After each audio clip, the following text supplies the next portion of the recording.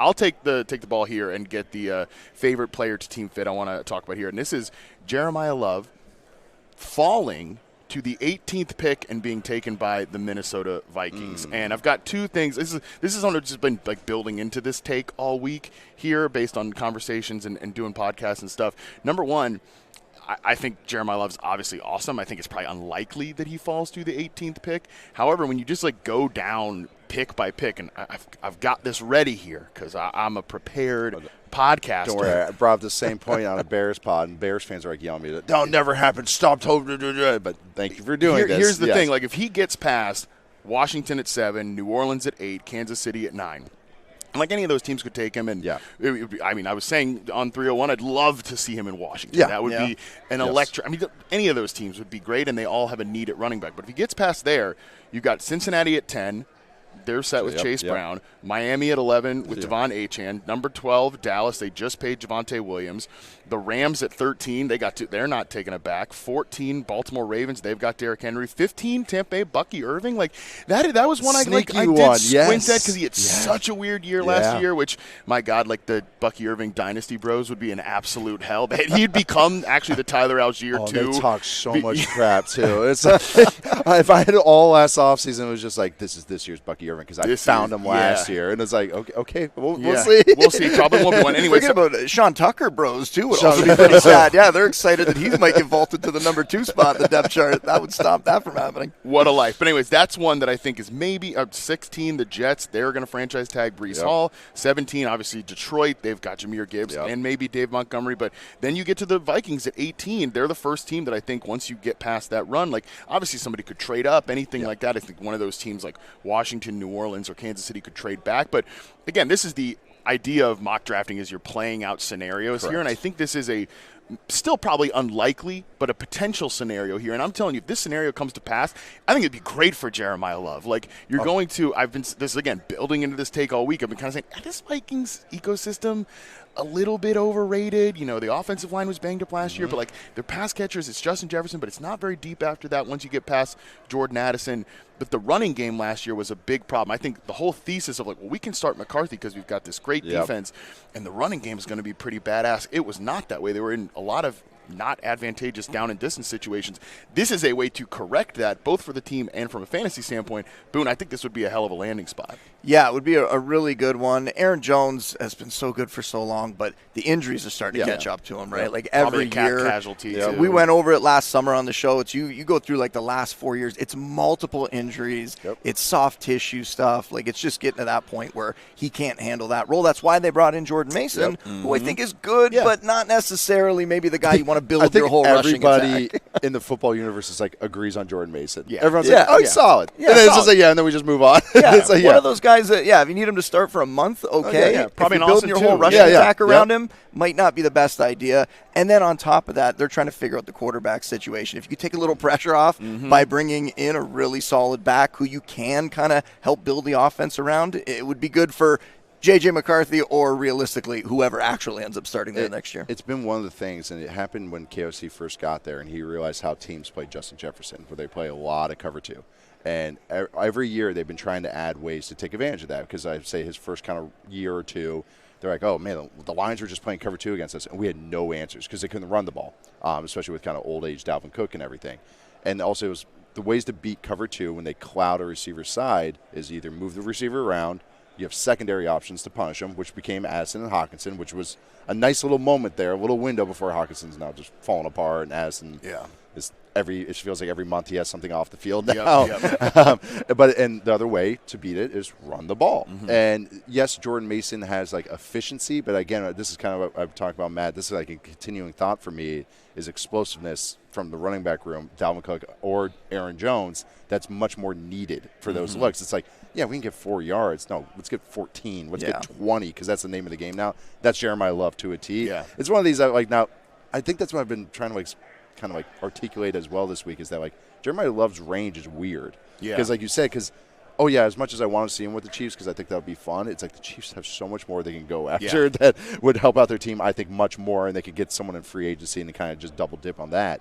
But, yeah, I really like kind of the Vikings one where just getting some speed there in that backfield would take advantage of the looks they get. And I think it's important to always remember the context from last season. And as the offseason goes along, you forget some of the stuff that happened during the season. We always talk about the Chargers' offensive line and the injuries they had. The Vikings' offensive line was also a bit of a revolving door last year, and not to make excuses for them, but that definitely was a problem that they had to deal with, and a way that maybe could help them bounce back this year if they get a little better injury luck on that offensive line. Yeah, the whole thesis of what that offense was supposed to be was incorrect because of those offensive line injuries. Like Christian Darrisaw in particular not being healthy was a big one, but it's a great point about like the looks that they would get. It reminds me a lot of like the Raiders when Josh Jacobs led the NFL in rushing because they had Devontae Adams, so they're always seeing too high, and it's just like 5 yards, 5 yards, 5 yards, 20. One of my favorite stats to look at is which teams on early downs, first and second down, get the most cloud looks, cover 2 or cover 6, and it's hilarious because you think it's like, oh, it's the teams with the best passing attacks, and it's like, no, whoever the best receivers are. Yeah, exactly. So it's like Bengals, Vikings, and then at that time it was like Raiders, and then there's like maybe one other one. Justin Jefferson had an incredible quote. I think it was the Sam Darnold year, and I think they were about to play the 49ers, and some reporter asked him, like, well, they just played Garrett Wilson last week. Like, did you kind of take anything from the film of, like, how they defended Garrett Wilson? And, he wasn't being mean when he said this. He's like, like, all respect intended, but, like, no disrespect, but, like, I'm not Garrett Wilson. And, like, I love Garrett Wilson, but, yeah, it's a totally different situation. You've seen the Randy Moss Belichick story where Randy, even when my dad coached in Minnesota, same thing. They got cover 2 every play. And the run games turned out to be really good. Mualde, Moore, Ontario Smith, these other guys, and always had high rushing like efficiencies, all this stuff because of that. But he goes to New England, and he's talking with Belichick, and Belichick was saying, like, this is how I knew he was pretty sharp. Like Moss is like a football savant. And he – and Belichick's like, all right, we're going to do this with you. And Randy kind of goes, well, you're not going to get any of those looks. And he goes, what do you mean? And he was like, those are all single high, coach. He's like, you're just going to get cover 2 every day. Like every week, we're just going to get cover 2. So he goes, all that film, all that game planning, we're going to get our own game plan every week. And then like Belichick was like, he was right. And so we had to learn how to beat it. But it was like, that's the thing is their teams. These guys are the needle movers. These are true needle movers, like true top talents. They change the math for the opposing team, just like a good pass rusher. It changes the chip help and everything, but that's what a really good receiver does. Helps out the run game in the funniest ways. Yeah. All right, so we've got one that is definitely going to happen, Nate's pick. Mine that's probably not going to happen, Boone. Can you come somewhere in the middle here with your selection? I think I can. I'm going to go with Makai Lemon going to the Saints with the 8th pick overall. And I figure, at least fantasy-wise, you're going to love this one because you are the big Tyler Shuck guy. Yeah. And Tyler Shuck last year – biggest Shuckhead out there, He's driving the Shuck truck. But from a fantasy perspective, you go back and look. Put it on the T-shirt. When he got the starting gig from week 9 on, QB 12 in fantasy points per game. Someone was like trying to tell you that because he was a running fool. Yeah, he could run. And he was doing it with Chris Olave getting an absurd amount of targets. And we were on that one all year long, right? 156 targets on the season for him. So maybe this wouldn't be the best, but I don't think it would be a huge problem for him. And then Juwan Johnson at tight end had 107 targets last year. And other than that, it was Rashid Shaheed for half the year and not much else. So you don't think that Kellen Moore is going to want to get some more playmakers, some more weapons in that offense and expand what they can do and give Shuck the best chance to potentially be that long-term franchise guy for them?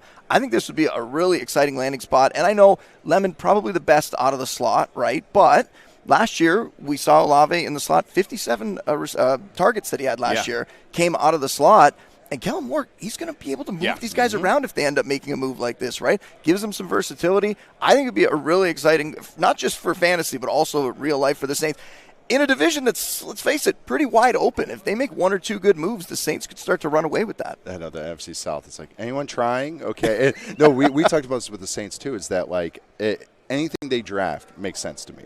And good and bad reasons. Yeah. But like their offensive line's a lot better than people. I think people are realizing, and young. But they could go there and like boost that up. They could go running back like Jeremiyah Love day 1 or later. They could go receiver. They could even go Kenyon Sadiq and I would understand. And I would totally understand. They could go defense. I would totally understand. But they are kind of like a really interesting team. They had a really fun offense. Kellen Moore, I thought, did a great job. Like they were just is very sound stuff, but also the has some nice tweaks. Flares on it, like they're number one in pre-snap motion percentage. The on tempo the stuff I always talk about, like they'll change up the pace of their offense, which I think is really cool because it's just an easy tweak, but it's also it shows that hey, we have a rookie running this, and it was like he was able to handle it, and then even before that was Spencer Rattler was able to handle it. So I'm optimistic about where the Saints are going, but I even like this too is that Kellen Moore has had experience with guys that are slot only, and not even just CD because I know he's a power slot. He's more of a Z, but also like Cole Beasley. Back in the day with Dallas too. Like I believe Kellen was on that staff in Dallas. Keenan went crazy his 1 year there too. Yeah, with and the Chargers. Oh yes, yep. And so it just because they run choice, they run an offense that actually can make that successful. That's why Olave had some success. Devontae last year. Smith's slot snaps went up in his 1 year there in Philadelphia as well. Yeah, so it makes a lot of sense. Like I want to give Kellen Moore a lot of credit because it's like he puts his guys in really good spots, and I think Olave was like a great example of what he could do. And they played for him. Like they stayed competitive. They were the defense played so much harder. Not even just the offense, the defense too. Yeah. No, I keep saying this. I'm low key like obsessed with this Saints team right now. And, I know they're. And it's mostly because of the Chris Olave experience. Like finally having someone unlock him was great, and I just really do like the way this offense is designed. I love how you said it's very sound. It's like some traditional concepts, but that modern flair to it I think is really cool. I think there's ways that they can expand that by adding some of this personnel. And obviously I love Makai Lemon. I agree with you that he would be really well maximized in an offense like this that prioritizes moving these players around. Two notes on this, though. One, the fun part about this event here is you obviously just for me, I don't watch college football. I say this all the time. I just start like charting the players or whatever, so you just know what they look like on the field. You get to see the guys at the presser and see them in person. And Makai Lemon, I was just talking about this with Adam from the Saints Block Party podcast when I walked in here. He's like, dude, that guy looks like a psycho. Complimentary. Like, did you see him at the point? Like, he's just like intense. He's very intense. He is essentially competitive dude. So I'm not shocked. Competitive dude, and like I said to him, like Dylan Raiola, whatever. How people are like, oh, he's like cosplaying, like Patrick Mahomes.